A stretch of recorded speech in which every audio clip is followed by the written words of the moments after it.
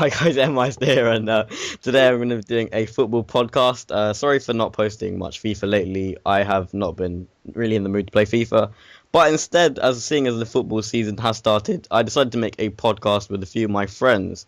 So, without further ado, I better introduce them. So, Josh. Hi, yeah, I'm Josh. I'm 16 years old. I love football. I've been a QPR season ticket holder for many years. I write for Grassroots Football Blog, blogspot.co.uk with my friend George. I also am the QPR correspondent for Soccerbase. Both links are in the description. And here's my friend George. Yeah, I'm George. I'm 16, Arsenal fan. I also write for both Grassroots and Soccerbase. Yeah, that's pretty much it. Right, so we've introduced those guys. We're just going to go through basically the week of football in the Premier League. Not really covering international football at the moment or European football, but we may in a future podcast. So let's move on to the weekend's fixtures. So first fixture was Swansea West Ham, and Josh, did you watch that game? Caught the highlights on Match of the Day. Yeah, I think that's the same with most people. I'm not sure if they were actually streaming that game. No, what did you make of it? Yeah, it was live on Sky. I watched that. What did you make of it, George? I thought it was a good game. Swansea play fantastic football. Even after the game on Twitter, Cesc Fabregas commented about it. Saying, oh yeah, I saw that. Fantastic to watch. So it really just summed up how well Laudrup's doing. Yeah, I was just picking up on that. I've actually tipped Swansea to struggle this season. What with Brendan Rodgers has departed. They've also lost. They've lost Sigurdsson, great player. I think they've just lost Sinclair to City. If that that hasn't gone through. If that hasn't gone through, I'm sure that will resurface itself. Either way, they've lost Rodgers, who's brought them this far with a fantastic round of football. Very often you see second season syndrome, teams struggling in the second half. Michael Laudrup, it appears so far, has kept their run going, kept their passing game going. I don't know. He played for Barcelona as a player. He was a great. He's the king of passing. He's a great passer as a player. I wouldn't get too carried away though. I mean, they played QPR. We were shit. So I wouldn't get too carried away with how things are going there. But maybe they'll do well. Yeah. You've seen some of their signings. I mean, you got Michu, who's lit up the Premier League in his first few appearances. I know, and he's undoubtedly talented. But one thing I will say it again: he scored 3 goals this season. Two of them were basically defensive or goalkeeping errors. One of them, the first goal he scored against QPR, awful error from Green. Second goal was very good. No, it's not taking anything away from him. I think the goal. Who was it that gave him the? It was a tough pass from. Collins. A good finish though. He's all very well. You can only take what's given to you. But again, it's only 2 games in. I still wouldn't be judging Miku or Laudrup too much just yet. But it's a good start for them. You're right. I think I don't know. Michu's a fantastic player. Last season in the Liga, he was the top scorer in midfielder with 16 goals. It's got to say something about him. Of course, that's true. £2 million for a top scorer in midfielder, 26 years old. You've got to say, well, that's a fantastic signing. And it looks so far as if, you're right. It looks so far as if. And back in the Premier League, obviously. I'm not sure about their chances this year. I don't like Big Sam's brand of football. It can work in the Championship where you got quicker tempo, long ball football. Well, you can work with Kevin Davis. Davis is your typical Allardyce player, really, isn't he? I don't think they've got the players. Colt, yeah, you're right. Colt's not the player he used to be. It doesn't live up to what Kevin Davis did for Allardyce. I agree. I think they're going to struggle this year, but the whole game, Colt was up top on his own, and he was trying to get the ball. He just couldn't control it, and he just kept losing. It's a shame because he used to be, in my opinion, England standard, but he certainly lost that a bit.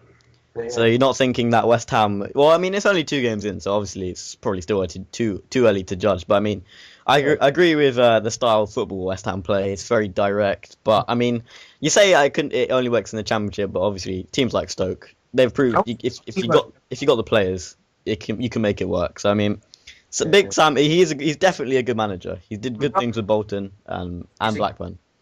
I guess he's a good manager when he's got the right players. Yes, that is true. But he hasn't got the right players at West Ham, so possibly. I mean, they made a meal of getting promoted last year. Got themselves Jarvis though from Wolves, 10 minutes. and 10 million may be a lot of money, but I mean he's got quality. He's the type of player they need to keep him up. He didn't manage to keep Wolves up last season, but they were a lost cause. He's a quality player. He's the type of he's not a traditional Big Sam player. He's not big. He's not strong. He's not aggressive. But he's very good on the ball. Fantastic Get a few goals. Very creative. Good crosser. He could do well. And of course they've got the midfield talisman Kevin Nolan. Who, Yes. I think is going to be really important. He played on the wing though against Swansea. He stood out on right wing, and you just think, what's the point? Yeah, well, you need quality like that in the middle, really, don't You you? can kind of see what played Jarvis on the left, hoping for him to cut inside and play it to the back post against Nolan. But he didn't really get that opportunity to do so. All right, so we've basically concluded that Swansea looking good at the moment, looking good, but obviously again too early. The next fixture was Aston Villa 1, Everton 3, and Everton again, and especially Fellaini looking very, very good. Fellaini's been absolutely fantastic. His performance against Man United was nothing short of superb. The way, literally everything he did was just chest control. Absolutely amazing. Although I'm a Man United fan, I have to agree. Fellaini did. He held the ball up. He won all aerial battles. I mean, admittedly, Carrick was at centre back, which I'm not making excuses, but he did. He picked the right. He didn't go and attack Vidic. He went to Carrick and he just outmuscled him. Pretty much every 50-50 he won, and deserved his man of the match. I think he's a top player. He's going to be very important as he has been in the past. Everton. They've just lost Tim Cahill, who traditionally, he's there. He wins their headers. He scores headers. Fellaini also does the same. He's going to have to, with Cahill gone, Fellaini's going to have to step up now. I think they've signed Jelic in January, and he's proven to be brilliant. He's also going to have to do well because they don't have much other quality in that department. They've just bought the Belgian guy. Kevin Miralas, yeah. He came from Rangers as well. But I think their most important signing's actually been Pina, who they've got back. Yes. You've seen he scored at the weekend as well. That goal against Villa was absolutely fantastic. They really rate him at Goodison. He's got the respect of fans and players. Yep. He's going to do well. And Moyes keeps doing it again and again. He doesn't have the backing that other clubs have in terms of financial muscle. But he always produces top half teams, often challenging for a place in the Big Four. I think once again, as you can see at the weekend, they'll do well. I couldn't agree more. But in contrast, even Aston Villa, Paul Lambert. I mean, he looked very good at Norwich last year. He got them respectable place. But at the moment, Aston Villa not looking so good. Well, the good thing about Norwich, he's gone up with a team, and he's built that team at Norwich. It's his own working. So he's got his own tools at his disposal, and they've done well. They had good team spirit, good fitness, very good attacking football. At Villa now, you're just looking at the team they played against Everton, and you've got people like Clark, Baker, Loughton, or whatever you call his name, Bannan, Delfoneso, whatever you say his name. These were all reserve team players of 2-3 years ago, and you find yourself wondering, that they haven't got the quality, anything like they used to have. I remember that the season finished 5th a few years back. Yeah. And they were looking very good. That was under Martin O'Neill. But I really, I think Lambert's got a big job to do. You saw it at the weekend. I think David Moyes was quoted as saying about the match, BBC won't have enough time to show all of our chances, which shows how much Everton dominated that game. So couldn't agree more. It's a poor performance from Villa, and you look at the team they put out, you can see why. But I was just going to add, George, do you think that Aston Villa, they're going to have to rely a lot on Darren Bent to get the goals? Well, yeah, really. You said their second choice is like Andy Vyman or Delfonso. You've really got to think what you're doing there. You need another striker. But you need people to give the ball to Darren Bent as well. Like Charles Nzogby is really the only standout player there. And even he hasn't really done anything in the year and a bit he's been there. So, You're spot on. There's not enough creativity. They miss Petrov in the middle of the park dearly. I don't know when he's coming back, if he is coming back. But Ben, he plays on the shoulder. He's not a creative player. He's not going to drop into the midfield to pick the ball up. He needs somebody to give him the service. And if he's not getting that, he's not going to score goals. It's not like anyone else is either. Gone downhill since Downing and Young left, really. That is true. The wide players definitely gave something. Well, they gave the service to Darren Bent.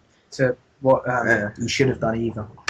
All right, so we'll conclude on that about Aston Villa. I mean, a bit shaky, but I do think Paul Lambert is a very, very good manager. You've seen what he's done with Norwich, so Well, we'll hope. Well, I think Everton though definitely look like Europa League. It's definitely not beyond them. The next game was Man United 3, Fulham 2. And, well, obviously I know George would be annoyed because a certain Dutchman scored. But what did you make of the game, Josh?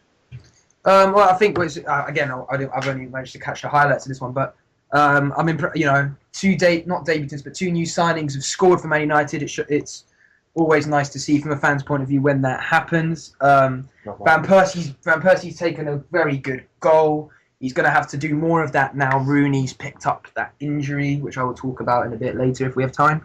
Shinji Kagawa has looked the business. I mean, what was the first game that United lost? Everton. He is the only player who really put up a fight in that match. So he's looking sharp. And Van Persie showing his goal-scoring prowess there as well. Again, De Gea made an error. Yeah, I mean, I think with De Gea, I mean, I watched the whole game of this game. And I say that De Gea, he's one of those keepers. I do think if he can bulk up and he can deal with aerial threat, his shot stopping, in my opinion, is one of the best in the league. He's definitely shown the glimpses of what he can be, but I mean, it's always that aerial threat. You don't want someone being able to save the one that's going in the top corner, but then he can't even communicate with his defense. You know, the best goalkeepers they make the least mistakes and they make difficult saves look easy. Of course. De Gea is erratic. I don't think he communicates well with his defenders, as we saw with Vidic. Because they're always changing. He's got potential. I agree. He's only young. He does make some great saves. So I think United should definitely keep the faith with him, especially after the money spent. But he is a liability in my opinion. At the moment, yep, I would have to agree. But I mean, I do think, as I said, that's a City.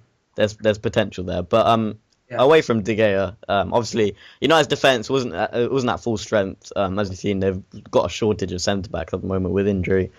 But one, as I said, from the first two games, as Josh mentioned, Shinji Kagawa at 13 million. What do you think of that, George? Fantastic, absolutely fantastic. He was really good last year for Dortmund. I saw him in the Super Cup final against Bayern. He scored, I think it was 2, and set up another one, and he was absolutely fantastic. And he was really, as much as they live up about Götze over there, he was really the shining light of the season. I'm not sure United need him. Really, Josh? I mean, if you've watched the first two games, you've seen his ball retention is very, very good. He's got a very good eye for, well, not eye for goal, but eye for a pass. Very good. I mean, they've got, like you said, they've got a shortage at centre half. Carrick is not a centre half. He's having to do a job there. They've got a shortage at centre half. They've got good wide men at the club. They've got Young. They've got Nani, who when he's good is very good, and they've got Valencia, who's one of the most consistent players at the club. Okay, nothing wrong with competition for places, but if they want to strengthen, I think they need more depth at centre half than in that position. I mean, especially with Ferdinand getting older. Yeah, you're right. Vidic is a bit older as well, and it's just. And he might not be the player he was either. I don't think Johnny Evans is a good replacement for either of them. Like he's competent, but he's not Vidic or Ferdinand in their day. I'd agree. I definitely agree on that. But I think I wouldn't be too hasty with the centre backs because I do think Smalling, Jones, Evans, Ferdinand, and Vidic. I mean, of course we've got injury problems at the moment, but hopefully, I wouldn't go and recommend buying another centre back at the moment.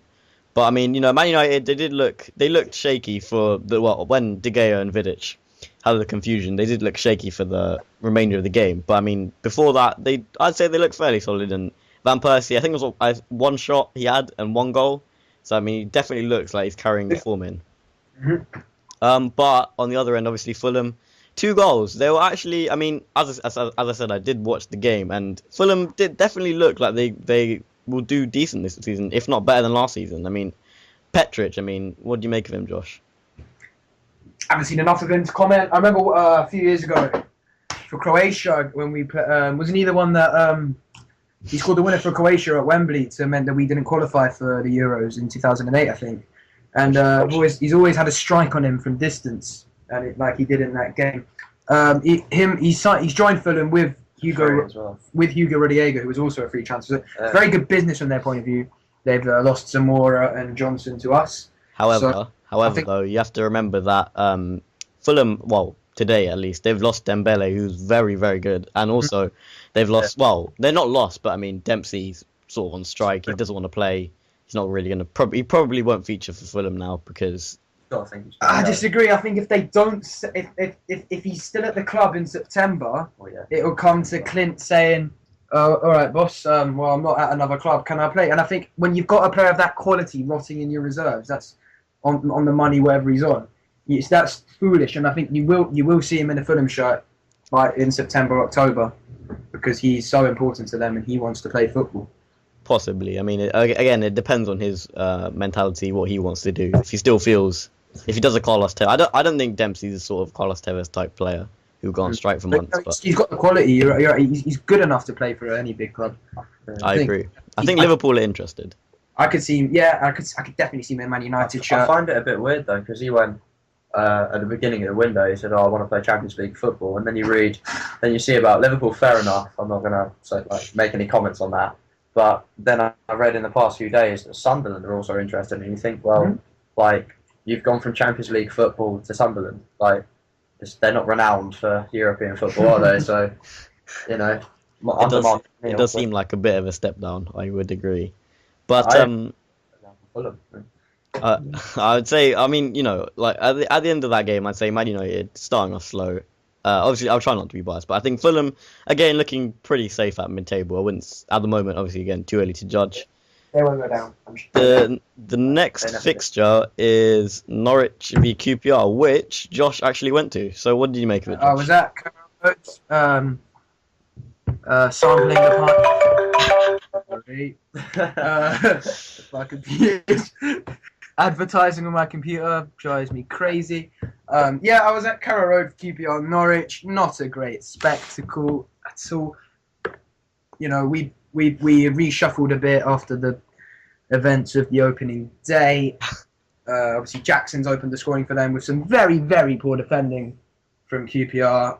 We only managed to get a goal from a penalty. I would like to talk about that penalty. So would I, but yeah. There was no one appealed for the penalty. It was a very soft penalty. Basong on Cisse. Also, just to add, when I saw a match of the day, when Cisse took the penalty, Zamora was actually in the box when the penalty was taken. I definitely want to comment on that. Looking at the replay, 4 Norwich players were also in the area. The ball could have fallen to any one of those Norwich players. I'd also like to point out, if you could go back to any penalty last season, someone is doing it. It happens all the time. By the letter of the law, the penalty should be retaken. But I'm not interested in the letter of the law. When the law is broken that much, either they let them all go or they tighten up and stop players doing it. And like I said, the penalty itself was a soft penalty. By the letter of the law, yes, it's a penalty. Most 9 out of 10 refs wouldn't give that. So QPR were fortunate. We didn't create enough chances. And Norwich, with their attack, again, they're playing a similar brand of football, but their defence also looked very wobbly that day. George, I was just going to lead on to what Josh was saying, but what would you make of Norwich's, based off the 2 games we've seen, of their prospects for the season? I think so far it seems fairly average. I don't think they'll do as well as they did last season, but I don't think they'll go down by any means. Is Norwich? Yeah, I think, because Chris Hughton's a good manager. He did well with Newcastle, and he did well with Birmingham as well. Fairly well. And he's a good manager. I think he's made a couple of good signings, like Robert Snodgrass from Leeds. He's a great player. And he had a good. I think he had a good game, didn't he? Yeah, he's very good, very creative. And I think they've got the right manager in as a replacement for Lambert, and they've got the right players to keep them up, and then they just need to keep building on it really next season and further on really. Okay, I probably agree with you there. I mean, Norwich, not really much we can learn from them. I mean, they got thrashed by Fulham and 1-1. I mean, as Josh said, QPR were fortunate. I mean, the penalty, I saw it, but I mean, both teams are poor. We were bad, they were bad. We were fortunate with the penalty, but I wouldn't say a draw's. I think a draw's a fair result. Neither team deserved to win them. Based off, you're probably based off the match of the day. I mean, obviously Josh were alive, but I can only say it didn't look the best of games. Awful game. The last game we'll do for now is Southampton v Wigan, and strangely for me anyway, I didn't expect Wigan to win this game, but Wigan actually came out 2-0 winners. Wigan, George, you think that Wigan might this season actually start playing well from the beginning? Well, you could kind of think yes and no. It depends. It's really on their fixture list more than anything. It depends. I don't know the fixture list, but if they get a rough pattern, then you think, well, no. But if they can somehow keep just playing the football that they did at the end of last season and seemingly at the beginning of this season, then there's no real reason why not. So I think they haven't made the greatest replacements to like Victor Moses, but Aruna Kone is a good striker. He took a good goal despite fouling Jorge Fonte, but he was a good finish. So I think. I was going to say that I just add to that you're saying with the fixture list, it's quite surprising though. I mean, with Wigan, when they started winning last season, they didn't have easy fixtures. They actually had the fixtures they went through were quite difficult. But Wigan somehow towards the end of the season, they just find this momentum and get the wins. They play well under pressure. They have a lot of fighting spirit, and then they're not afraid to go to the hard grounds, big teams, and play their football. And that's the Martinez factor. They do play well under pressure. That means they play well when they need to win, and it means they play well against big teams, which is why against the smaller teams, maybe they don't have that same fight that they have against your Man United, your Chelseas. So I don't know. It does depend on their fixture list. I don't think they'll start well this season, but I still think they'll stay up. It is the Wigan, sort of with Wigan. Everyone thinks at the start of the season they're relegation candidates, but they always seem to just get that energy, as you said, at the end of the season. But on the other end again, Southampton. I mean, one player I just like to talk about is Adam Lallana. I think that's how you say his name. He looks a very, very good player. Fantastic. He's brilliant. He's the one player in that Southampton are renowned for producing players of Lallana's mould, so to speak. Like they produce Bale, the wingers, the exciting wingers, the exciting midfielders. Bale, Chamberlain, Walcott, all from the Southampton academy. They've all got the breaks to the big teams, which Lallana never got, and as such, he's been developed at Southampton. I don't see why Lallana can't be as good as some of those guys if he gets the break. And I think you're going to see this season how good this kid is, because he is brilliant and he has the credentials to keep Southampton up. Sorry, go on, George. Yeah, no, I just from the highlights I saw he had a shot early on and hit the bar. It was just the movement that he made and the kind of turn that he put on as well, and just the shot was fantastic. And he beat Al Hadley, which is quite hard to do because he's a very quite flexible guy. He just jumps about, pops everything. But yeah, I think Lallana's got the quality. He's a good player. Other than Adam Lallana, there's one other Southampton player that stood out to me was Ricky Lambert because of his goal-scoring record. Through the divisions, the lower divisions anyway, he's proved he's a goal scorer. And again, like Josh, you'd say he's probably again one of the most important players with Lallana. He's the Southampton Grant Holt. He's done it in the lower leagues. He's taken Southampton up. He could keep them up. He leads from the front, which is important. He's an inspiration to the rest of the team, and he scores the important goals. He's very difficult to contend with. He's big, he's bad, he's dangerous. He drops in deep, he scores goals. He's a very important player for them, and he'll have the support of Billy Sharp, who joined in January earlier this year, who can also chip in with a few goals. But I think Lambert, he took a well-taken goal against City, and I think he's a good player. Got a creative midfield behind him as well. Yeah, it's important. He's got Lallana, Stephen Davis. Definitely Good players. So Southampton, I mean, I'd say very exciting prospect. I think they're on the verge of signing Gaston Ramirez from Bologna, if that's how you say it. It's very highly rated in Italy. 11 million. It's quite good. Good coup for Southampton, definitely. Yeah, definitely. We will pick up on the rest of the 4 remaining fixes later. But we are now going to talk about Josh's blog. Josh, as he said, he writes his own blogs with George as well.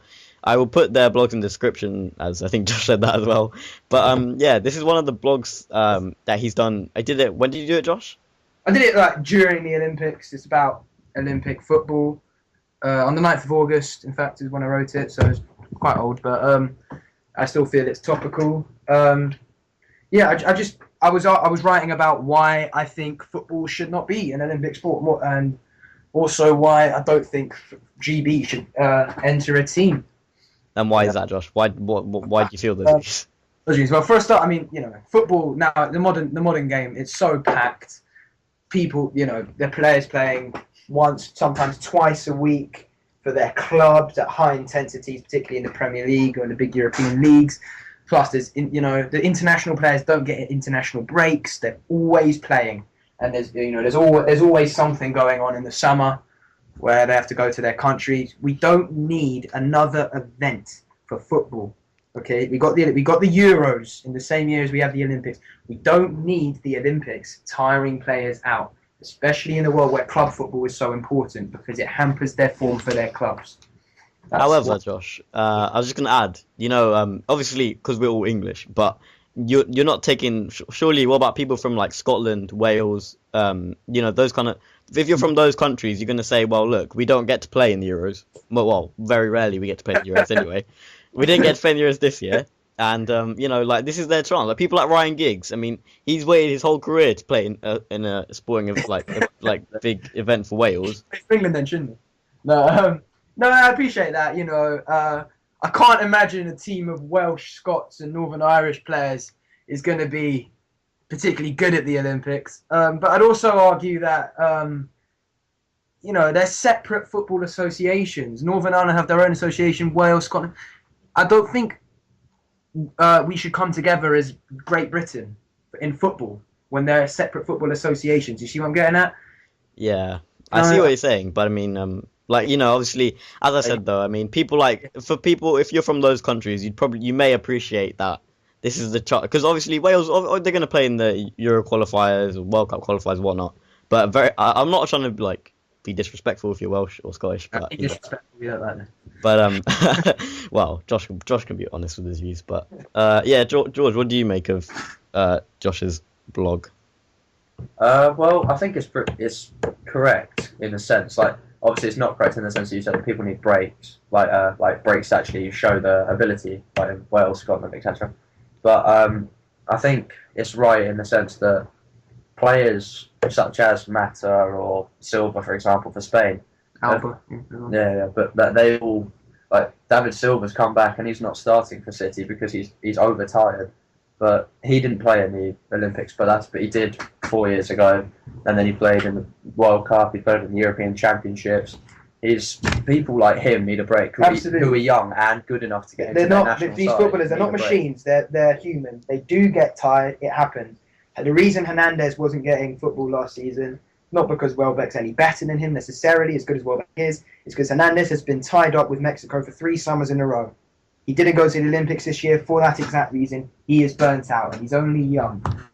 We play a sport where the domestic game is more important than the international game, and where the Olympics is not a big thing, really, compared to the World Cup, compared to the Euros. I think football should take a back seat. Players need a break. Wasn't that the first time that we had a GB team there anyway? Yeah, well, it's only because we're hosts. We're not going to do that again. Yeah, Lord Coe said we're not going to. But in general, I just don't like. I think it's something for FIFA to pick up on, not just the FA. We don't. What was I going to say? I just don't think football should be there. It's an under 23 event. I see what you're saying, Josh. But as obviously, like you've got, as I said, my point, and also like with the under 23 thing, I think it encourages a footballer to break through, as George said. But I mean, obviously, people are gonna have different views. I think some people. I personally liked watching GB play. I thought it was something different from obviously because we watch England for internationals. But I mean, if you don't think we'll do it again. But I mean, for some countries, like for Brazil, example, is that because they've not won it, it's something really important to them, and they've.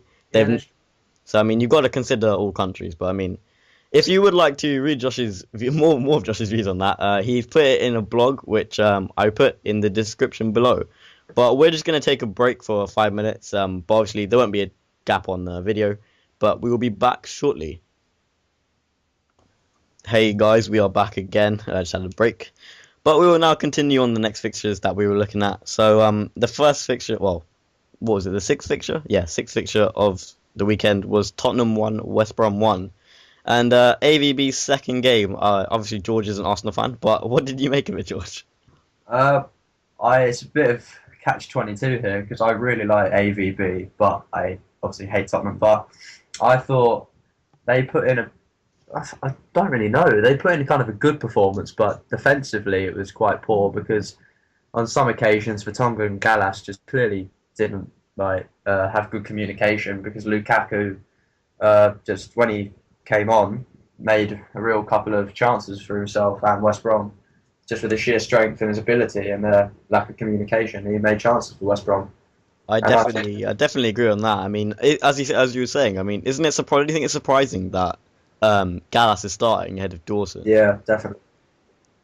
Yeah, I think Gallas is, in my opinion, I think he's like 33, 34. And I think he's past his best. I heard QPR were interested in him, which I said to Josh is a QPR signing. But I mean, you know, He's moved across London, hasn't he? You know, I don't want him. He's gone everywhere. We've got enough idiots at our football club. I don't need Gallas to add to it to replace Barton. But yeah. But I mean, look at West Brom. They've had a very good, a very decent start at least to the season. Liverpool 3-0 comfortably at home. A draw against Tottenham away. I mean, you'd say those are good results. And I mean, as George was mentioning, Lukaku, he hasn't had his break at Chelsea, but did you watch a bit of him, Josh, in those 2 games? With Lukaku? Yeah. I haven't seen him. I'm yet to see what everyone else is seeing. I know he's very physical, big boy. So he's a nightmare for defenders to deal with, however quick or good you are. I'm not convinced by his ability. And I know Chelsea spent 20 million on him. And he's very highly rated around Europe. He made his debut as a 16-year-old for Anderlecht. But I don't know, if he scores goals for West Brom, then good for him. But I'm dubious at the moment. I would certainly, based off, I mean, he's been limited Chelsea chances, so I mean, you'd be fair enough to have that view of him. But AVB, I mean, George, I know you as you said, you're an admirer of him. But I mean, today with the signings Tottenham are making, I mean, do you think that they're definitely in contention for top 4, if not higher? I think you can never really rule them out, but from my point of view, I think they're not going to get top 4. But obviously, you can never rule them out, and you just think that with the potential signings they might make, which is like William and so on, and potentially Lloris, which would be fantastic. Two very good signings. I mean, Lloris, French international keeper. William, I mean, I think AVB was tracking him at Chelsea as well, but he's now gone pursued him at Tottenham too. Yeah. And as for West Brom, on the final mention of this game, Steve Clarke, who was assistant at Liverpool, I think, to Kenny Dalglish. He's made them. West Brom, I mean, they've with Roy Hodgson at the helm. They look very solid for sort of mid-table that area. And I mean, he's so far looked good. I mean, Liverpool 3-0, and that definitely. Some people that might say, Liverpool are unlucky, but West Brom definitely did. They definitely played. I don't know. What would you make of it, Josh? You're not unlucky if you lose 3-0. Yeah, unlucky if it's 1-0. If you conceded 3 goals and you haven't scored, then you've probably not done very well. Yeah. So, no, West Brom were good that day. They were more solid than I'm used to seeing them as well. As for their credentials this season, I don't know about Steve Clarke as a manager. He hasn't got enough experience for me. He's definitely no Roy Hodgson. They've always been a yo-yo team, West Brom, and they stayed up last season, but and did very well. They finished about 10th, I think. I think they will struggle this year though without. I think the manager is so important if you're trying to stave off relegation, and I think without Hodgson, I really think that they're not. I think they're going to struggle. I'd definitely agree. Definitely in terms of managerial experience, he's certainly lacking. But from the first 2 games, I wouldn't be too disheartened of what Josh said if you're a West Brom fan even, because they look pretty solid in my opinion. But the next game was Chelsea 2, Newcastle 0, which last season will be remembered for Papi Cissé's wonder goal. But this time round, there was nothing there for Newcastle. And I mean, with Chelsea, there's only one player you can really talk about at the moment, which is Eden Hazard. He's looked a class apart from pretty much everyone else. What do you make of him, Josh? He's very highly rated in France. I've got a few friends who rate him a lot. Sorry, friends who rate him very highly. He's very skillful and young, and he's got a very good footballing brain. And I'm always dubious about players who come from France to England, because no disrespect intended, it's a bad league in France, and if you're doing well in France, it doesn't always mean much, as we have seen, particularly with some of the signings Arsenal have made. But you're right, Hazard started very well. He had a very good game against Wigan. He looked very composed with his penalty and against Newcastle, and was a real problem for the Newcastle defence. And I think he really is the real deal. I think he's only going to get better. He's only, 19, 20? I think he's older than that. Is he? Yeah. Oops. very, very good piece of business for Chelsea. He'll do very well. I was going to add, George, do you think, well, I'm presuming you've seen some of the Chelsea highlights over the last week or two. Have you seen, do you think that he's going to get the best out of Torres? Finally, someone who's going to get him scoring again? I think he will, to be honest. I think there's just, he's just he's a fantastic player. And you could see, although the glimpses were very, very, very brief, when he did play well, they were good. And I think he started to come back when he scored a few goals against QPR, which is that was a very good day. And I think Di Matteo, since he's come back, I think he's given them the confidence, and with the signings, he's given them the people to help him score. And Hazard showed that with the way that he set up Torres the other day. That you show that they can see there's a connection there already. 2-3 games in, it's ridiculous. I also think that like with the glimpses that he showed last season, particularly the hat-trick against QPR, but it was going on before that. He'd have the odd good game, and you'd get the commentators going, the pundits going, "Oh, Torres is back! Oh, finally!" And it would frustrate me every time, because no, he's not back. One good game does not mean he's back. There's a but coming up over the summer. Didier Drogba left the club, and I've always thought Torres has struggled living in Drogba's shadow. Drogba's Mr. Chelsea almost, wasn't he? He would always lead from the front. He was always a fan favourite, and I don't think Torres liked that. I don't think he was able to play either with him or instead of him, because he'd always have Drogba looking over him. I think now Drogba's gone. Now Torres is the main striker. I think he'll be able, with that responsibility, he'll be able to do better, score the goals we're used to seeing him score for Liverpool. I'd certainly agree, and I mean, also you've got to add to the fact that they've got Chelsea now invested heavily in the summer with attacking creative talent. I mean, they already had Mata, Oscar as well. He's looked very good in the Olympics. You got Hazard. They've certainly Marin as well from Werder Bremen. So they've definitely got the talent to supply him. But if he has his what's the word? I've forgotten it. If he has confidence, there we go. If he has his confidence, then he should do well. But I mean, on the other end, Newcastle, they got a win at home against Tottenham, and then they lost to Chelsea, which they actually won this game 2-0 last year, if I'm right. But I mean, yeah, George, what have you seen from Newcastle that's made you think that they got? Well, I mean, you got Ben Arthur, certainly. Well, they've got fantastic players. They've got really just in every position. Krul's a good goalkeeper. Colaccini's a fantastic leader. They've got Tiote is a really good tackler. Kabay is fantastic. Ben Arthur's fantastic. Cisse and Bar are a great partnership up front. You just got to say, really, give them time and they'll be back up there. They'll be back up challenging for top 4 if they can carry on with what they did last season. There's no reason why not. Would you guys, one of my friends said, would you guys agree that behind Harry Redknapp at club level, Alan Pardew is probably the best English manager at the moment? Yes or no? English? Yes. English, yeah. Yeah. Yeah. At the moment. I say Hodgson as well, but yeah. Oh, he's international at the moment. Okay. Yeah. Rodgers is Northern Irish, isn't he? Yeah. I think Rodgers is a brilliant manager, but yeah, he's not English. So yeah, I would agree with that. Alan Pardew. Yeah, he's a good manager. He's definitely he's got his work on him. I mean, it's the thing with expectation that Newcastle fans, they're all going to expect from last season. They've raised the bar, and now they're sort of expecting a repeat of that. So I know, Josh is laughing at my pun of saying bar, but I didn't even intend that. But yeah, I mean, again, Newcastle, they won one, they've lost one, so I'm not going to make too much of their chances yet. Josh has just gone into a laughing fit over that, but.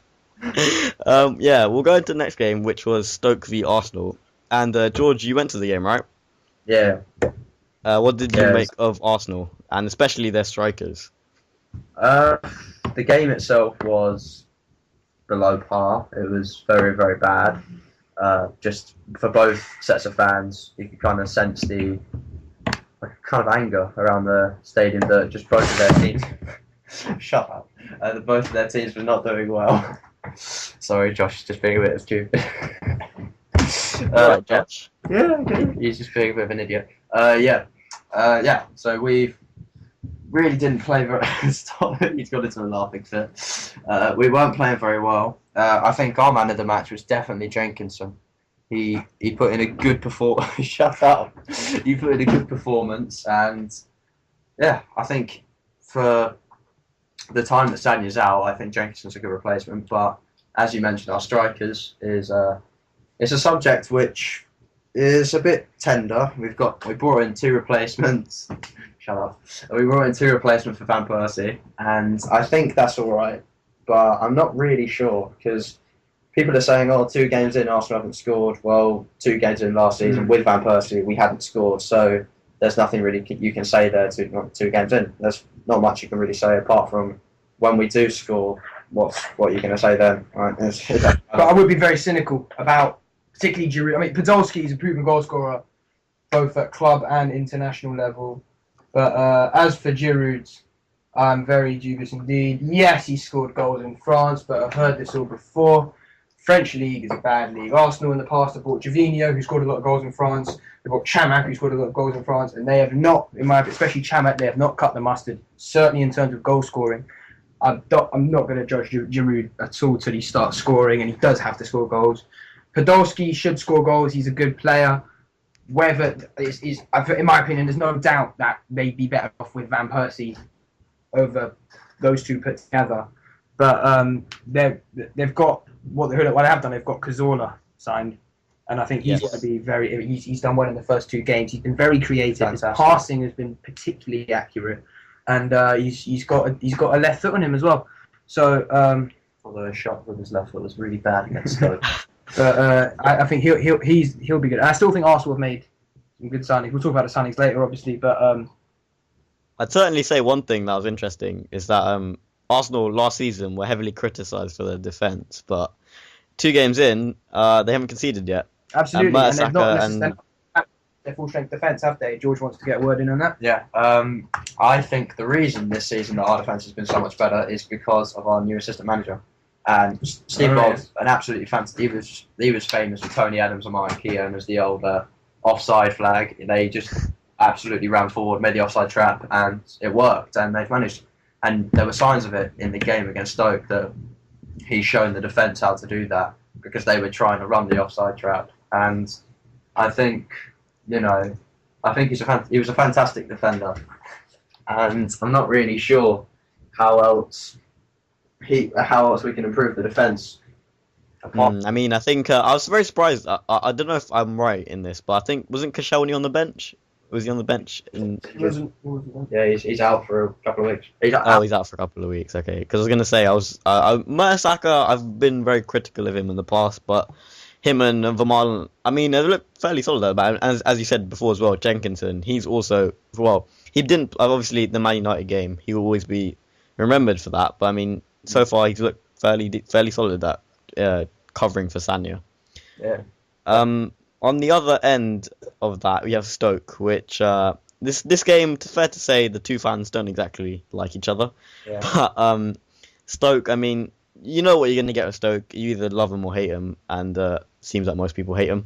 But I mean, George, you were there. Did you see anything from Stoke that made I mean, you're not good. We wouldn't say Stoke are relegation candidates as such. So, what do you think of their chances this season? I think Tony Pulis is a really good manager. Like he's always had the same kind of brand of football, but he's changing it a little bit now. They've started to pass it instead of just playing it up to the tall strikers. But they now, if he starts to build on the passing aspect, there's no reason why they can't have both. They've got if they improve the passing style, they've got 2 methods of football, which if played properly with the right players, can be very, very lethal. And they've got Big Peter Crouch, they've got Walters there, they've got Kitely, who looked very lively in that game actually. Yeah. And if Kitely, for example, and Pennant on the wings can get the service into those two up front, then there's no reason why they can't score against any team in the league, because Peter Crouch is quite big. Josh wants to say I just had to pick up on something you said about the Stoke brand, so to speak. I've been watching Stoke since they're in the Championship. Tony Pulis has been there for almost a decade now. I think they've always been labelled as a team that plays long ball football or rugby, whatever you want to call it.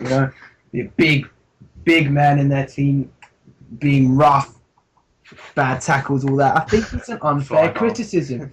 I mean, okay, I'll compare them to West Ham, for example. I'd say West Ham, teams that Big Sam's managed, they play what I call long ball football, where you get the ball at the back and you kick it long, bypass the midfield. Stoke don't do that. They do it. They have that dimension. They do go direct. They get it to the midfield. They give it to the midfielders to play a diagonal. They don't, they play passing football. Crouch drops deep to pick the ball up off the midfield, turns and shoots.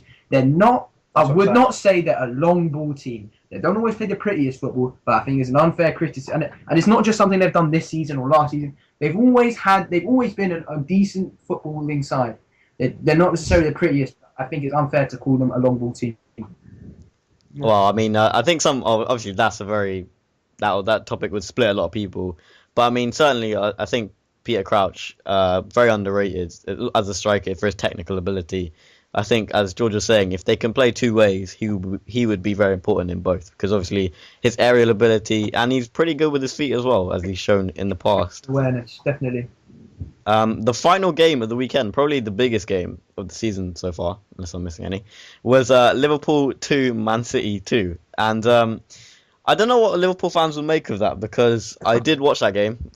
I watched the second half of that game, and Liverpool played very well and probably outplayed Man City, but only got a draw. So would you be happy with that, George, if you were a Liverpool fan? No, in the sense that the reason that they got back into the game at 2-2, and actually both of Man City's goals were quite bad mistakes from Liverpool. Like, they defensively were quite poor with those two chances, especially the second one with Skrtel's back pass. But I think if they had managed to tighten up for those two chances, there was no way City were going to get back in, because they just couldn't break them down, and they were just two gifts that they got. Otherwise, I think Liverpool would have won that. But yeah, they played some very good stuff. Liverpool, that's the Rodgers factor. I'm a big fan of Brendan Rodgers. But it's a work in progress from Liverpool's point of view. I think fans of the club need to understand that. He's completely different to Kenny Dalglish. I think the expansive style that involves Liverpool playing from the back means fullbacks push on very high.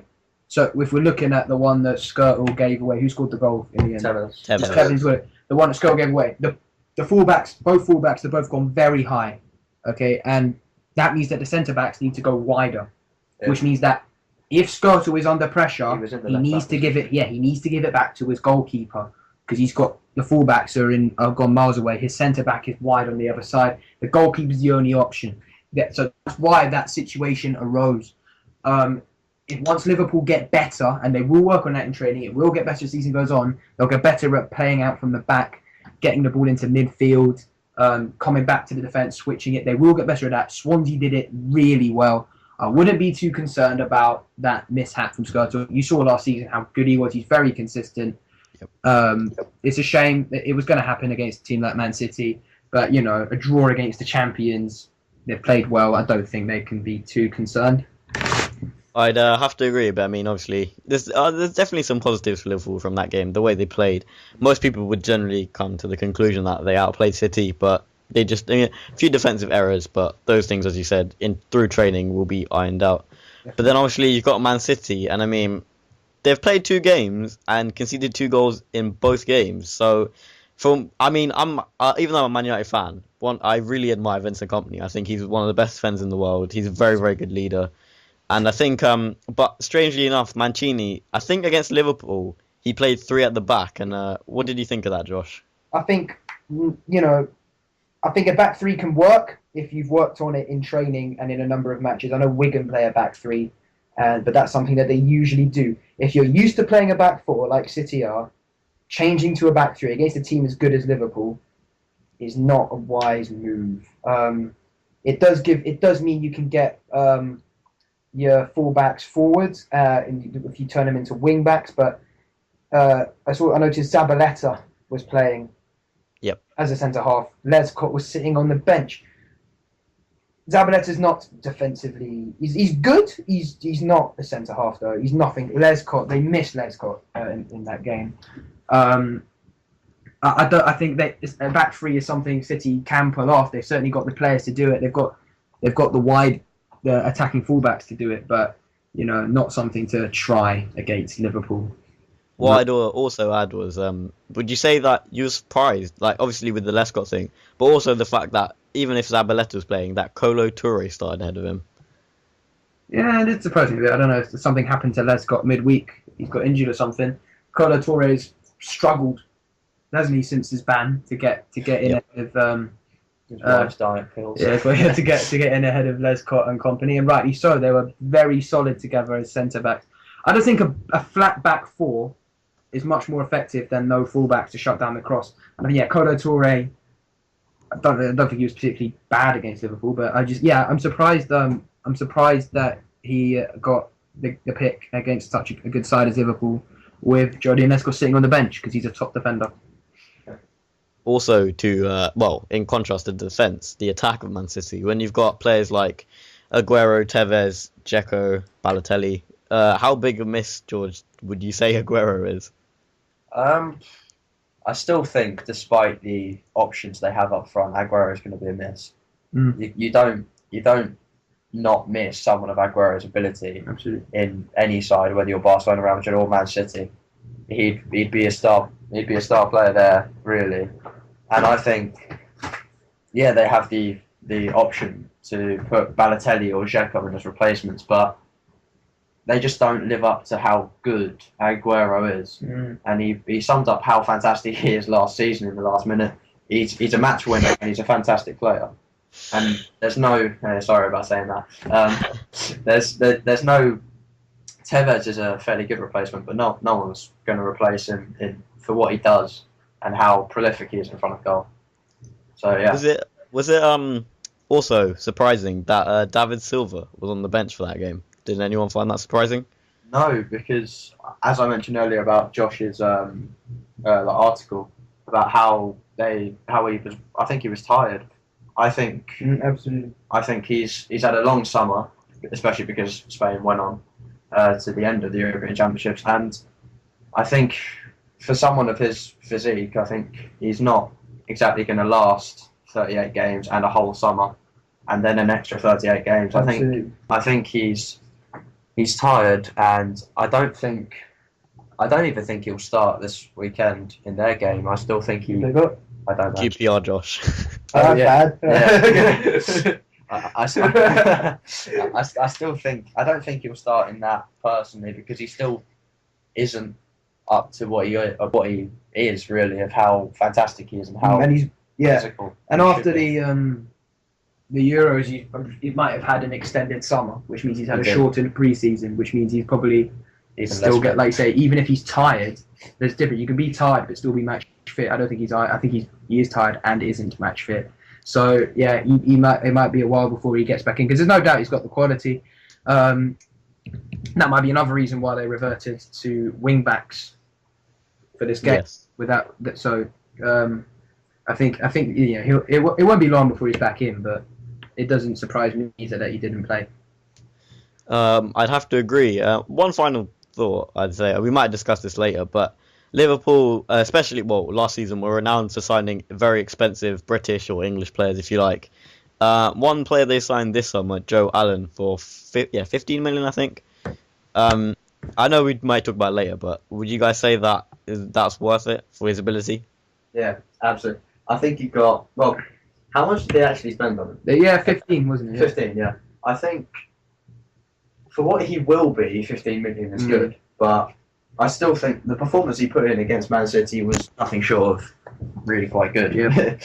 I think, especially in the first half, I heard he had 100% pass completion. Yeah, he did, and he did close to that second half as well. Yeah, and I think someone of that passing prowess, you just cannot say 15 million is too much for, because if like Xavi Hernandez and Andres Iniesta probably don't get 100% passing completion in 1.5. So that's fantastic. And particularly, again, I'm slightly different on that. I think he's a top player. I think £15 million is a lot of money. But I think you make a good point, George, when you say he's only going to get better. He's at a young age. He's a typical Rodgers player. I like the way he picks the ball out from the defence, takes it into the midfield, and he's got a very good footballing brain. I really rate him. 15 million seems like a lot of money, but I think they needed someone like that. Okay. I see both of your views. So that was all this week's fixtures, because Sunderland and Reading, as most of you probably know, was actually called off because the pitch was too wet or something. I can't remember what was it. Torrential rainfall and time. Yeah, that was it. Which is quite a shame, especially if you're a Reading fan, because I heard on BBC quite a lot of Reading fans have travelled up, and then only to realise that the game was actually called off. But so that concludes this week's fixtures. The next thing we want to talk about was some of the biggest transfers, or non-transfers even, that happened over this summer in the Premier League. So I guess, we should only start at Man City, seeing as they did win the league. The main signing they've made so far would be Jack Rodwell. What do you make of that, Josh? Yeah, how much did they pay for him? Was it 20-something, 24 million? I think it was 20, 20 mil. They paid a lot of money. He's young. Mancini, before the Rodwell signing, they hadn't signed anyone up till that. I don't think anyone major anyway. He'd been complaining that the chief executive or negotiator, whatever guy, they hadn't landed any big name signings. And I find it hard to believe that with the players they have in midfield, De Jong, the good tackler, Toure, excellent player. I just don't think that Rodwell would have been their main target. He's a good player. He's not a great player in my opinion. He made who was their first game against? City. Southampton. He made a poor pass for Stephen Davis's goal, and I actually sympathise with him in that because Southampton went on to score from that pass. In fact, he ended up with the highest pass completion rate in that game, but it's just that one key pass which let Southampton in, and he's getting a lot of stick for that from the press. I think from his own fans as well. There's no doubt he's a good player. I think that's a lot of money to spend on him, if I'm honest. But of course, City don't really care about that. But yeah, I was going to add, George. Would you say that obviously, as Josh said, they've only signed one major player. I don't know if they've signed some other under-18 players or whatnot. But would you say City really needed to make any big signings this summer or not? I think not really, but it's not a summer of transfers without Man City making a big transfer. Yeah, it's just common now, and I think when you look at their squad, there's no real underlining place in the team that needs to be filled, and I think yes, you can sign young players for the future, but there's no real now kind of players that you need to put into that squad. So no, I am not really surprised that they haven't bought anyone, to be fair. I'd have to agree with you there. I mean, City, as you said, they've got a very, very all-rounded team. They don't really have a weakness. I'd say possibly James Milner. I don't think he's the player he was at Aston Villa, but I mean, he's still. I think he's played right mid. I think a bit for City, or right mid against Liverpool. So I'm not sure. I mean, but generally, yeah, they've got a very strong team, good depth. So they probably wouldn't need to sign too many. The next team, Manchester United, and I mean, there's a few transfers there, but I mean, the one that will stand out to most people, of course, is Robin van Persie. And with that front four, do you think that will affect Welbeck and Hernandez negatively or positively? I think that's probably a bit negative, to be honest, but especially for Hernandez, because he was signed really as the impact player with Rooney starting, and now another player has been brought in to start, and Rooney went on the bench, which just puts Hernandez really down in the pecking order. And I feel for him because he's an absolutely fantastic footballer, and I think they're not, especially now with Welbeck. I think for me anyway would be fourth choice. Some might say that Hernandez is fourth, but I think that those two really have kind of been, or are going to be overshadowed by Van Persie. But with Van Persie's injury kind of scares that he gets, I think you've got to say they've got good backup in case. But yeah, I'd have to agree. I mean, as you're saying, they've got the backing up. I mean, I wouldn't say it's necessarily negative because if obviously, as I think Hernandez said in an interview, he's going to obviously learn. Robin van Persie is a world class striker. You've got Rooney as well. They're going to learn. The only thing they're going to learn from them, of course, he's going to be down the pecking order, but they will learn from him nonetheless. And I mean, if him and Rooney click, it could be a Drogba and Torres. Some people have said that to me, but I do think if they click, obviously we've seen how many goals. Could be a Drogba and Torres. Really don't think that. I would agree with you there because I do think Rooney is a very unselfish player. Doing particularly well before he joined Chelsea. He wasn't doing particularly well for Liverpool. He joined under a huge price tag, and they didn't play 4-4-2 much.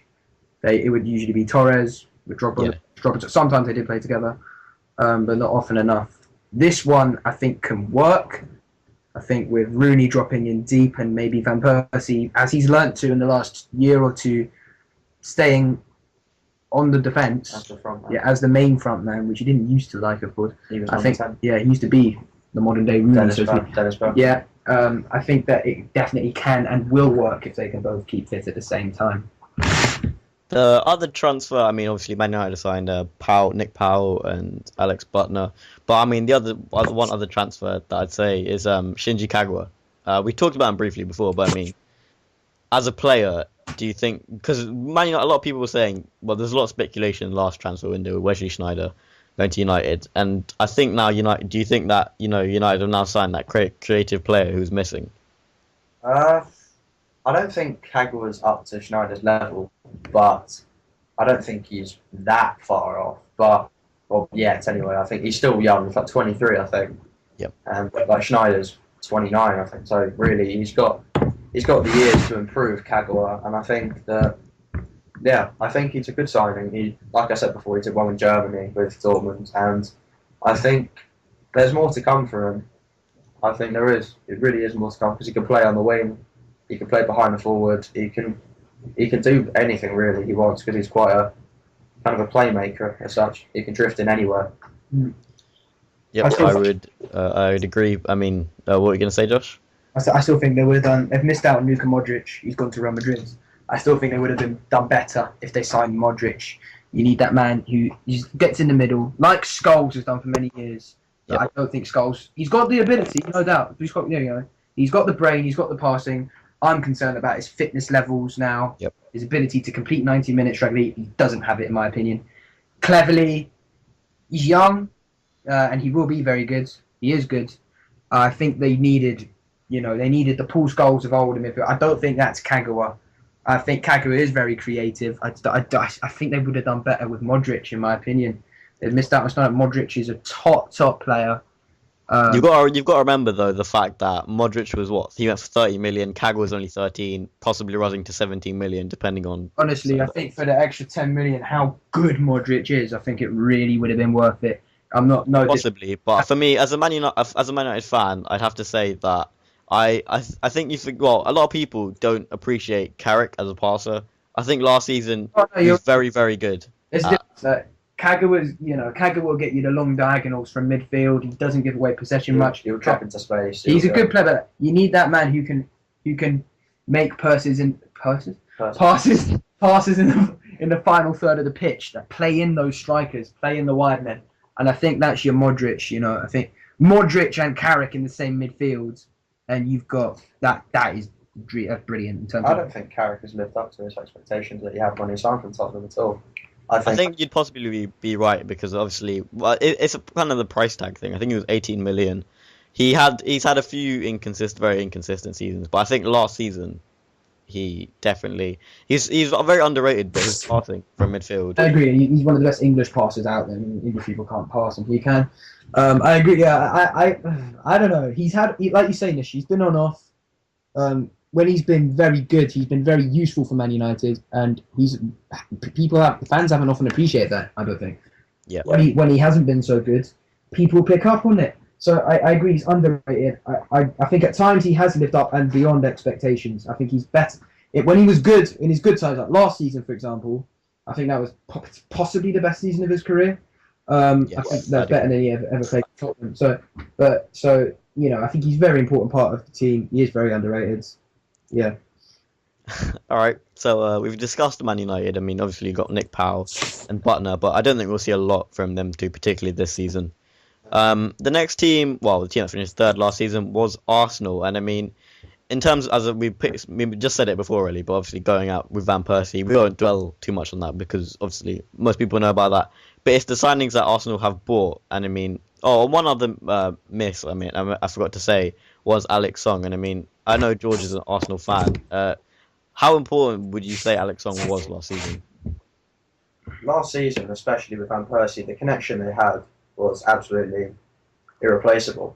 But now they've both gone, it's a bit heart-wrenching as such. But I think, Alex Song, he was useful because, he wasn't the best defensive midfielder, which was the role he had out of the three midfielders.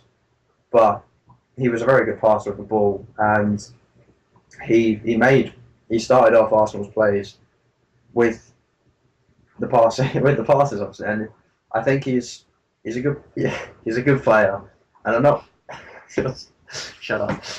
He's a good player, and I'm really quite angry at how from what I've read of news stories and whatnot, I don't really know the truth, but from what I've read, that he was fobbed off, as he personally said, by Arsenal for 8 months, that we just, every time he kept asking for a new contract, we just ignored him.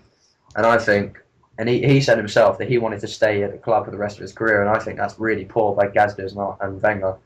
I think I'd have to agree. Certainly, if the rumors are true, I mean, at the moment, from what I've seen, they're only rumors, but if they are true, a player, especially how he played over that season, you definitely, even the season before, he looked very good, but the last season was his standout season. But obviously they've brought in a few players with that money, which a lot of Arsenal fans don't think Arsene Wenger does. He's brought in Cazorla, Giroud, Podolski. Am I missing anyone? No, I don't think so. Obviously we've talked about Cazorla. He was 17 million. I mean, 60 million, and I mean his quality. We've seen already his creativity. I think with all Spanish players, they have that passing ability within them. Yeah, but I mean, with Giroud and Podolski, it's sort of a new look front end of Arsenal. I don't know if that's the right way of putting it, but I mean, Josh, you think that they'll always be compared to Van Persie for this season, but you think that they will be able to live up to that? Well, you've already heard how cynical I've been about Giroud. I'm not going to say he's bad, but I'm not going to. I can't see if he's going to be anything like what Arsenal want of him. Podolski is a proven finisher. He's got a very good goal ratio, especially for Germany. For Germany, I think he's been capped over 100 times. Yeah, and he's got. Shows how highly they rate him. It's not going to be as prolific as it has been, especially with the absence of Song to give that service from deep.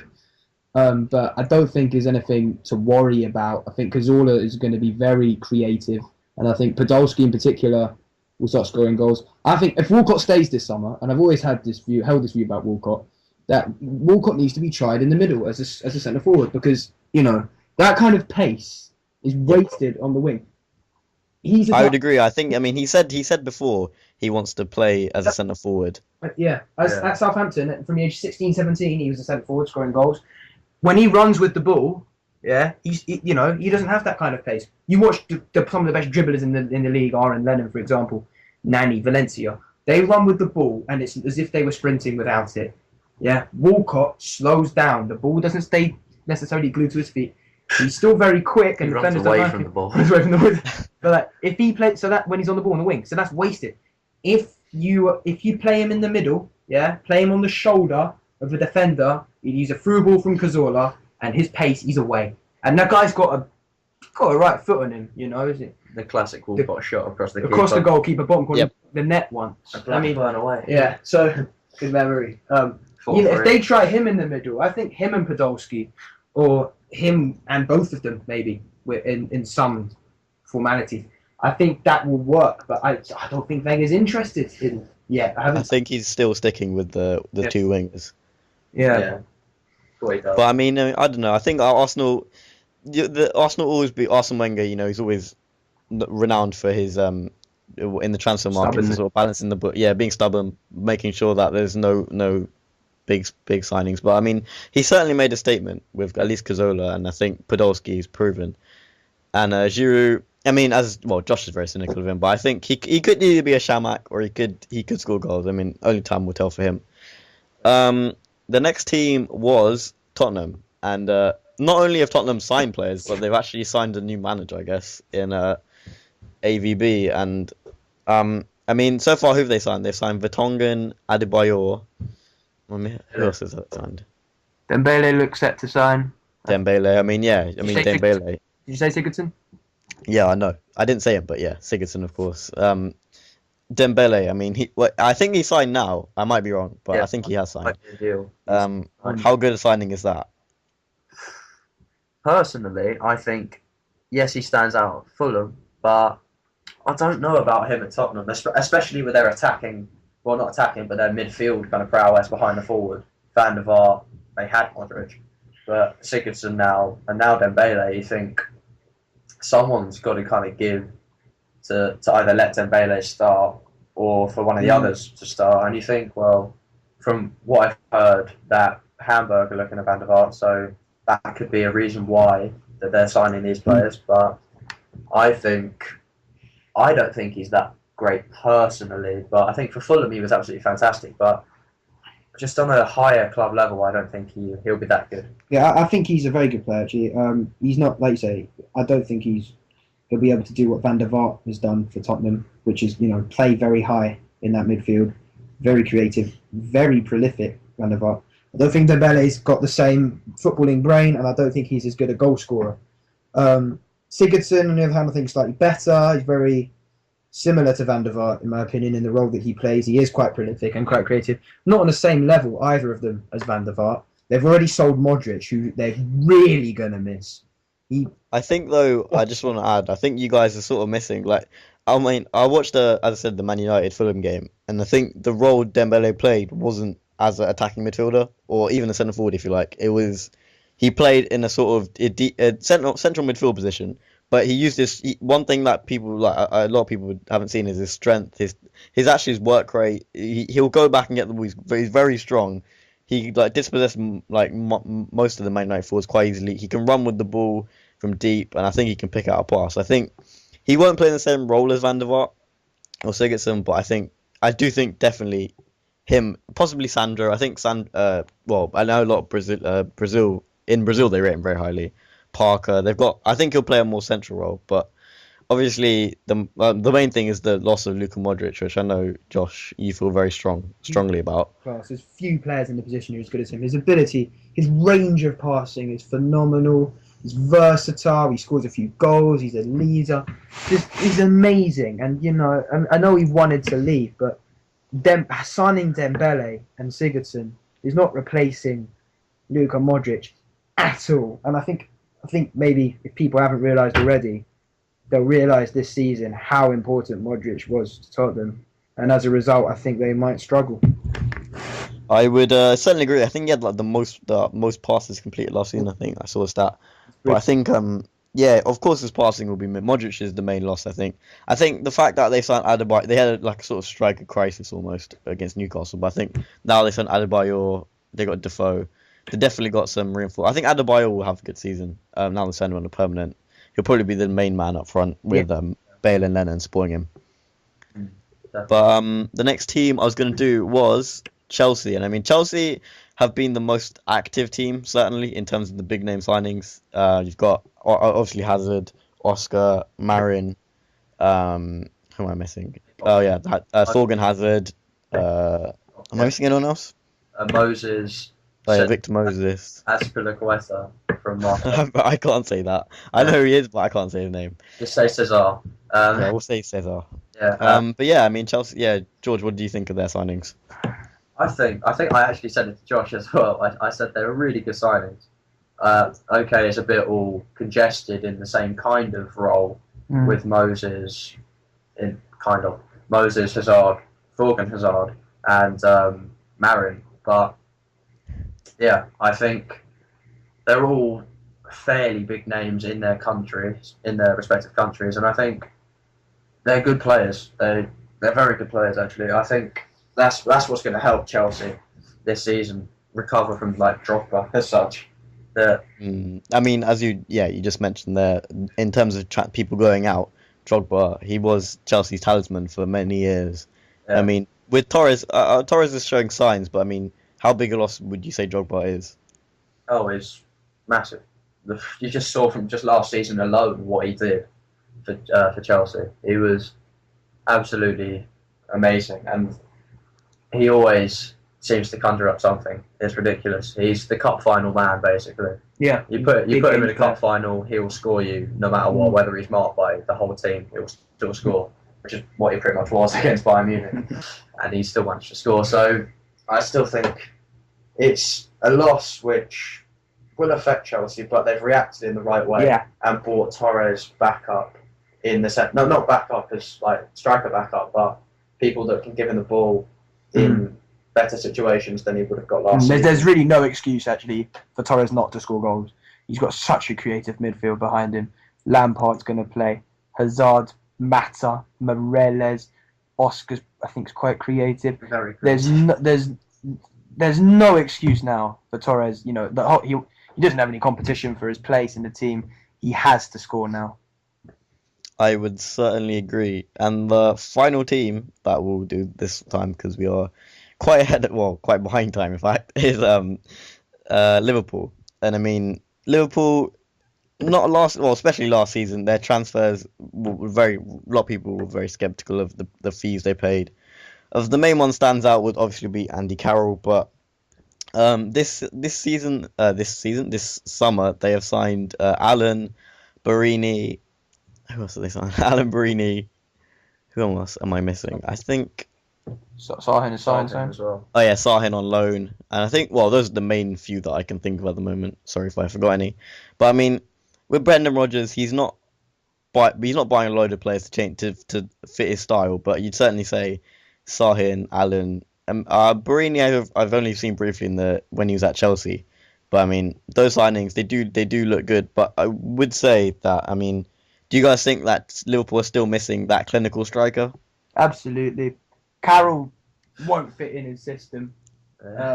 He'll play because they can't sell him. But I don't think Carroll's bad. I think he'll score goals. But you're right. The way that they play, I think Suarez, he can finish on a good day. His link-up play is phenomenal, and he will score goals. But you're spot on. They don't have that number 9 that they need. That the teams around them. You look at Adebayor, you look at Bar and Cisse. Yeah, they don't have the Torres as well. They don't have that clinical number 9. I would certainly agree, but I mean, we already mentioned Alan, but I mean, Georgia, have you seen? I guess I presume you watched a bit of German football. Did you see Sahin when he was at Dortmund? Very, very limited when he was at Dortmund, but I did see ever so slightly a bit of him. And I've seen him at Madrid when he has played, and he seems quite good. I say quite good as in he fits in the Brendan Rodgers style quite easily because he's got the pass. He's got the creativity and the vision, but other than that, he's just a normal midfielder. And I think he'll fit into the style well because he's especially. I was just going to add, especially with Lucas. Lucas is out for 3 months, I think. Yeah, I feel sorry. Yeah, Lucas. I mean, he had a long injury layoff last season. Yeah. He's come back this season and he's got injured again. So, bit of a shame for him because I think he was becoming a very, very good player. Very important for Liverpool. Okay, so that's the main transfers done. And the final thing we're going to talk about is season predictions. So, I will start with George. Who do you think is going to win the Premier League? Only 2 games into the season. No, 2 games, 3 games even. Yeah, 2-3. I really don't know. I can't rule out Chelsea. I can't rule out Man United or City. And for me anyway, they're the only 3 at this time my only three in my mind anyway that will win the league, and I think I'd have to say Man United, because I think despite their defence kind of being a bit lacking with the injury crisis, I still think it's Manchester United.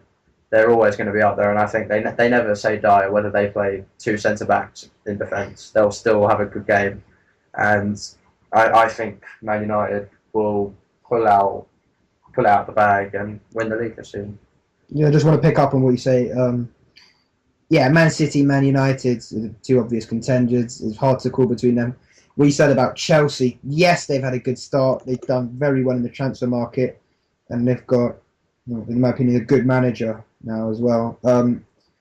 I still don't think Chelsea are actually contending for the title. They'll stick with the pack. They'll stick with the two Manchester clubs until February, and then they'll tail off. I think it is a two-horse race still. Chelsea will be, I might be wrong. They could do very well. They certainly had a very good start, and I'm sure they'll finish in the top four. But I'm gonna edge it ever so slightly to Man United. I think the signing of Van Persie has just clinched it. I mean, you saw Man City won a goal. Was it goal difference in the end? Yep. Yeah, they won a goal difference last season. I see if it's going to be same tightness again. I think those goals will be made up by Van Persie. If it is on goal difference, I think Van Persie will win them games, sometimes on his own. Him and Rooney, there is no... I really think they'll do well. Vidic is back in defence. God, they missed him. City haven't been as active in the transfer market, and that they could do it again. They know what the winning feeling's like.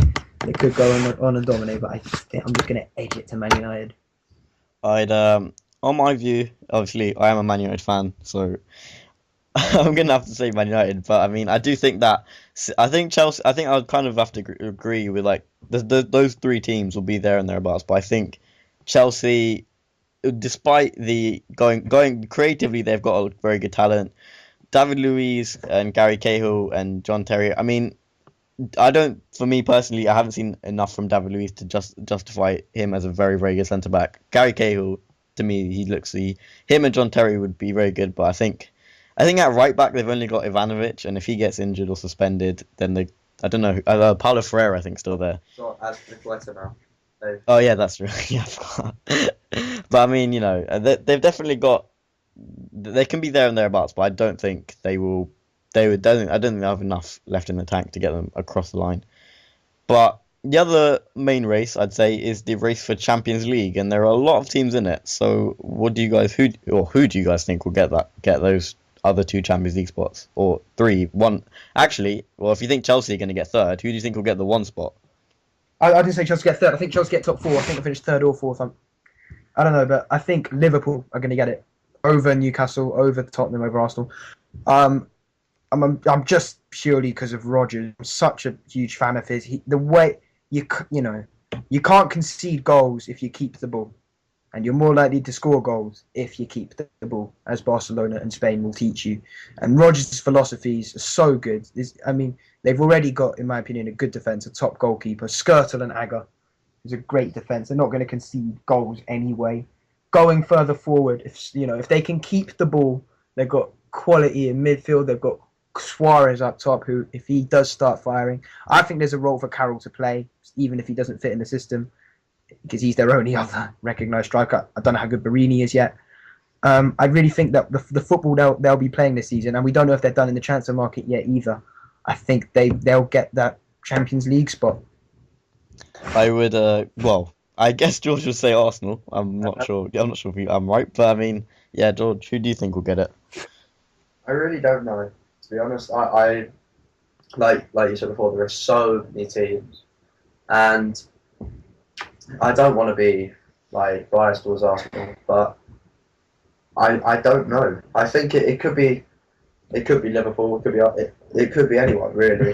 But from what I've seen of us at the beginning of this season, I'm not quite convinced that we can get fourth. But being Arsenal, we always somehow get fourth, and so I'm just gonna have to really be quite biased and just say Arsenal, but I'm not going to stick to that. That will change every game week. That will change every game week. Of course. That's you base it off. We're only 2 games into the season, but I mean, I have to say, I was just going to say what George was saying. Really, like Arsenal sell their best players pretty much every summer recently, but still managed to come third or fourth.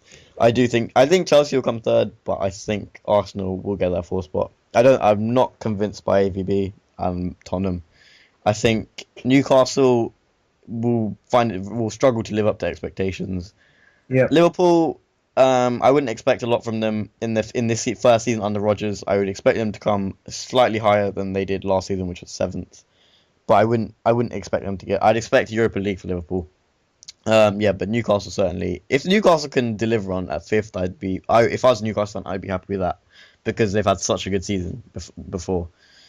And I guess, well, it's not really a race, but I mean, relegation is probably the main other issue here. And Josh being a QPR fan, on the last day of last season was fairly worried about relegation. But I mean, QPR just managed to escape relegation. But who do you think is going to get relegated this season? Right. Well, start with Norwich. I think they're down. They've started poorly, but they've lost Paul Lambert, who kept them up last season. They've got is it Houghton? Is it? Yeah, Houghton. He's good, mate. He's done well at other clubs. I just don't think with that squad, which hasn't really been improved, their team spirit kept them up last season. We've seen it in the past. Reading went down in the second year. Hull in the second year. They'll get second season syndrome. I think they're down. I think Villa are going to struggle. Yeah. Like I said, they've just lost all their good players over the years to bigger clubs or to cancer. So, I mean, sorry. I think they're going to struggle. They can't defend at all. They've got one goal scorer who doesn't always keep fit and doesn't have the service. And the other relegation, I think, maybe West Ham. Yeah. I'd say that. I think it could be either of the other 2 promoted clubs. I just think, Southampton's fighting spirit will keep them up. I think Reading are actually quite good and will stay up anyway. I don't think the West Ham's brand of football and strength and depth is good enough to keep them in the league. So is that the order you're going for then? Oh, Norwich. Up. Norwich bottom, Villa 19th, West Ham 18th. Okay. Will be is every year. What about you, George? What do you think? I think that I'd have to say, in no particular order, Villa, Southampton, and West Ham. I think, as Josh said, that Villa were they just haven't got the squad that they had 2-3 seasons ago that made them finish mid-table. They don't have that anymore. They only have one fairly big player now, and that's Darren Bent, and even he's not doing that well there. Southampton, I just don't think have enough quality.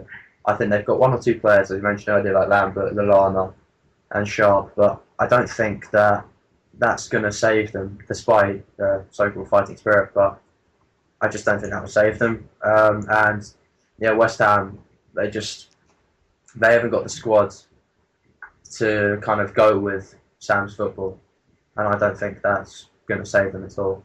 I think they need to go down.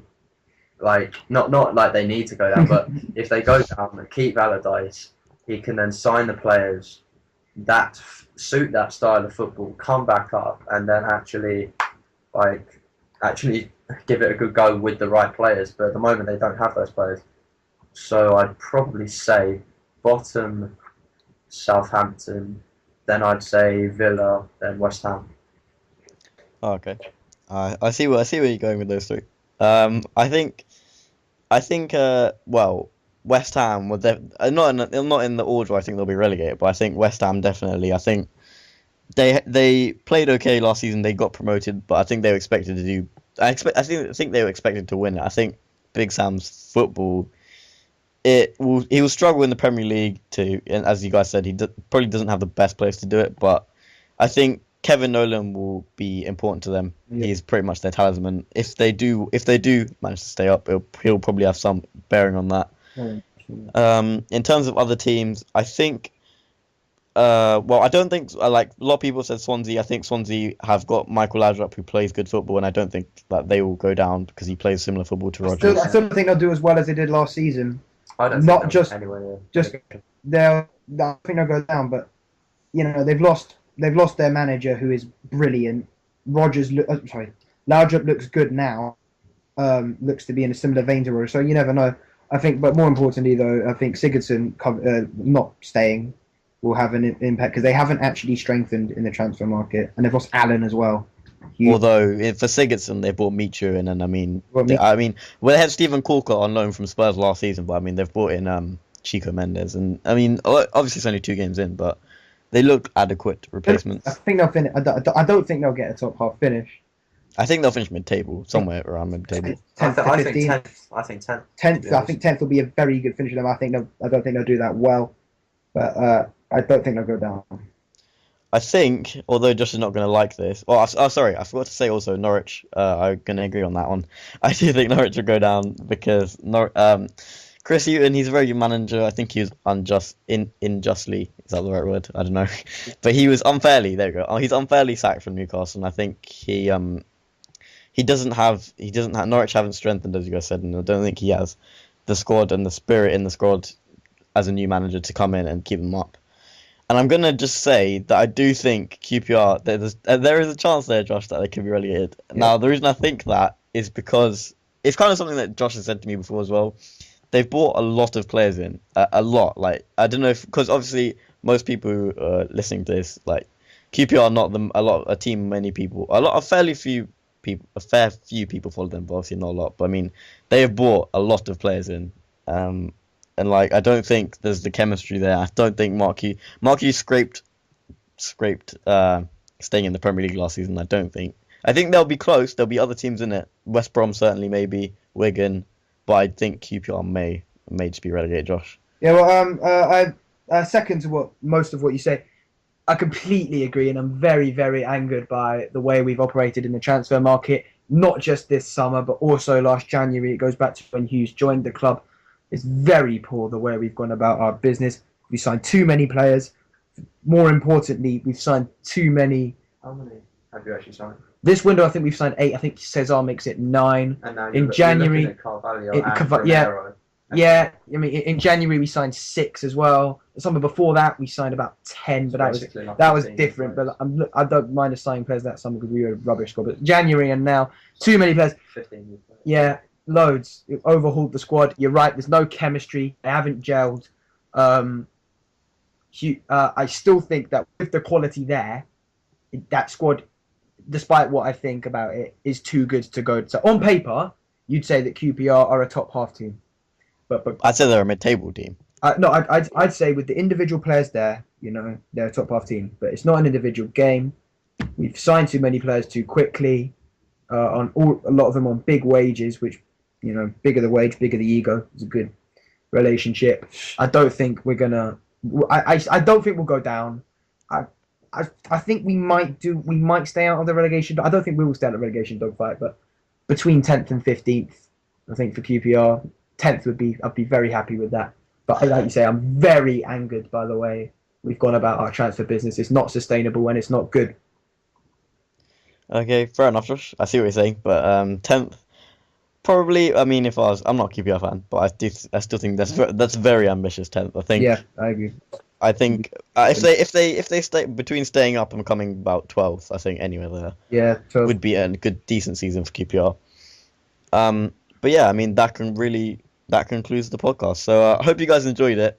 I will put a download link in the description where you can download it as an MP3 and then just listen to it wherever you are. Really, hopefully that's what we get going. We should be doing this in 2 weeks' time maybe. Yeah. We'll try and do it once every 2 weeks. I don't know if George, if you're interested in doing it again. Yeah. But I mean, yeah. So hopefully you guys enjoyed it. You can write in the comment section anything you want to add or thought was interesting to discuss. I'll put George and Josh's blogs in the description below. Hopefully you guys enjoyed it and thanks for listening.